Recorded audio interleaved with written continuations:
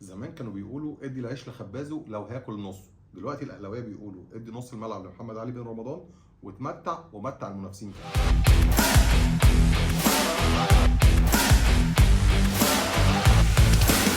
محمد علي بن رمضان لعب حاجه و60 دقيقه مع النادي الاهلي في اول ظهور قدام باتشوكا علشان يعلن عن شخصيه وموهبه ولاعب بكواليتي مش موجود منه كتير في القاره. معروف عني اني ما بمضيش شيكات على بياض في الكوره، واستنيت لما اشوف محمد علي بن رمضان في اول ظهور ليه مع النادي الاهلي وهو لابس التيشيرت التقيل وتحت الضغوط الكبيره من جمهور ما بيعرفش غير الفوز.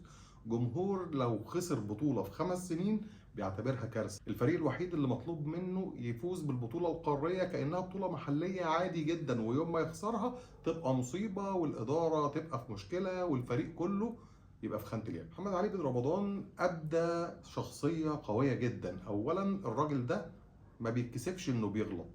ليه ما بيتكسفش انه بيغلط؟ لانه واثق ان هو كواليتي محترم.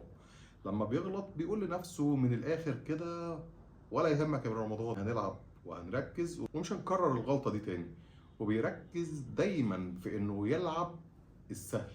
السهل ده مش معناه انه هو ما عندوش فنيات كبيره، بالعكس هو بيخلي الكوره دايما تتحرك اسرع وبتروح دايما في الاتجاه اللي فيه لعيبه فاضيه، وده نتيجه انه بيعمل سكان للملعب طول الوقت.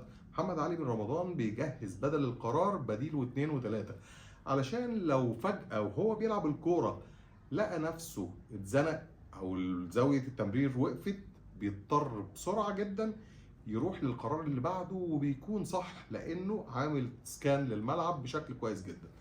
عمل اكتر من سروب بوش الرجل وكان عايز يرفع واحده والاتنين ما كانوش مظبوطين، بس ده بيقول لك ان عنده القرار الصح حتى لو القدره على التنفيذ في الوقت الحالي ما كانتش احسن حاجه، لان بمنتهى البساطه ده مستوى وهنجيبه، خاصه ان الكواليتي ده ومستواه تم اختباره قبل كده ومستواه كلنا عارفينه عالي جدا. حتى في التسديد محمد علي بن رمضان واحد من المميزين في التسديد عن بعد في القاره الافريقيه كلها.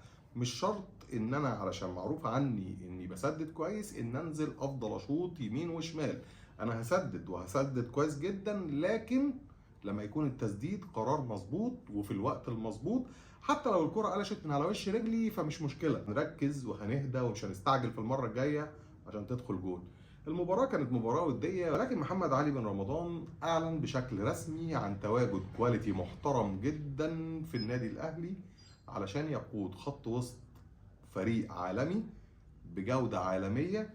وتعالى نشوف بقى اللقطات. حتى في لقطة الهدف محمد علي بن رمضان كان تمركزه الدفاعي جيد ولكنه تعامل بشكل غير جيد. وجود محمد علي بن رمضان في المكان المظبوط حتى ولو كان تعامله مع الكورة مش بالشكل المظبوط فده بيطمني على لعيب قادر يقرا الملعب وقادر يتواجد في المكان المطلوب منه التواجد فيه، وان مستواه هيعلى وهيجيب الفورمه بتاعته، خاصه ان احنا في اول الموسم ولسه اللعيبه راجعه من اجازات ومحمد علي بن رمضان بيلعب اول 60 دقيقه ليه بفانيله النادي الاهلي في مباراة تحضيرية لمعترك قوي جدا هو كأس العالم للأندية بنسخته الجديدة اللي فيها 32 فريق على كأس هي النسخة الأولى في تاريخها. ولو رحنا للقطات هتلاقي محمد علي بن رمضان بيبدأ الماتش بإنه طول الوقت عامل سكان وبيدي خيار للاعيبته علشان يكون حل ليهم لو الأمور زنقت وضغط عليهم، وده شيء كنا بنفتقده في النادي الأهلي لفترات طويلة.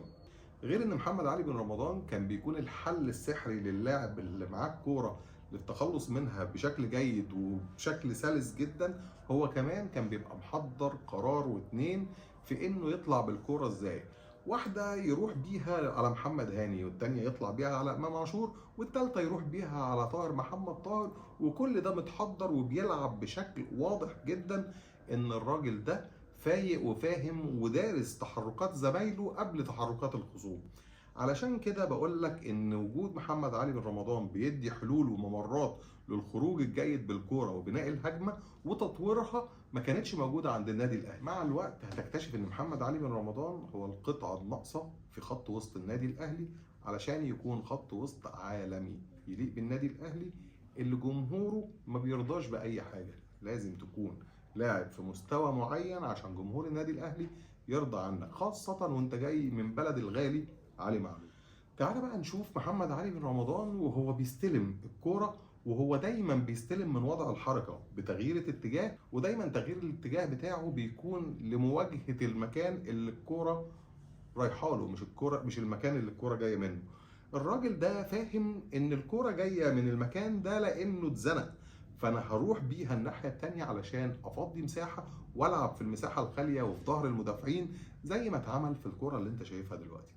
الحاجه الاهم من ده كله، محمد علي بن رمضان بيبقى محضر الباصه وعنده استعداد تماما انه يلعب من لمسه واحده، بس لو اتضغط عليه بتلاقيه قادر يقف على الكوره وقادر يتحكم فيها ويبدا يلعب السهل مع الناس التانيه، حتى لو كان الضغط باثنين وثلاثه واربعه لعيبه. الاهم من ده كله انه ما بيرتبكش تحت الضغط. في الكره اللي انت شايفها محمد علي بن رمضان بيتم الضغط عليه باربع لعيبه تقريبا من كل الجهات، ولكن هو بيقدر يتمكن من الكوره ويسيطر عليها ويلعبها لورا علشان يبدا من جديد. ما عندوش مشكله خالص ومش مكسوف خالص انه يرجع بالكوره لورا، ودي حاجه لما تشوفها في لعيب كبير تقول عليه لعيب متواضع وعايز يلعب كوره مش بيتعالى على الكوره.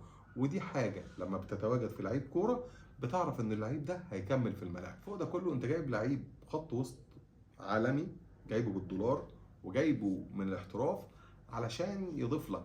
الراجل ده عشان يثبت لك ان هو راجل عارف قيمه الفريق اللي هو جاي فيه، هتلاقيه بيتزحلق على الكوره لمجرد انه يستحوذ عليه. بالبلدي كده وبلغه الكوره بيهين نفسه على الكوره. اللعيب اللي يهين نفسه على الكوره هو لعيب هيكمل في الملاعب لفتره طويله.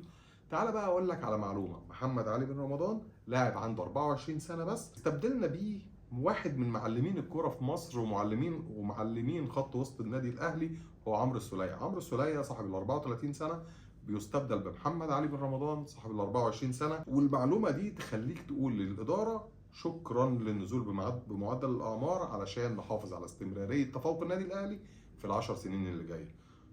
بكره ان شاء الله هنتكلم على واحد جديد من اللعيبه اللي انضمت للنادي الاهلي علشان نقول احنا بنضيف كواليتي وبنعلي سكواد وغيرنا. الله يسهل.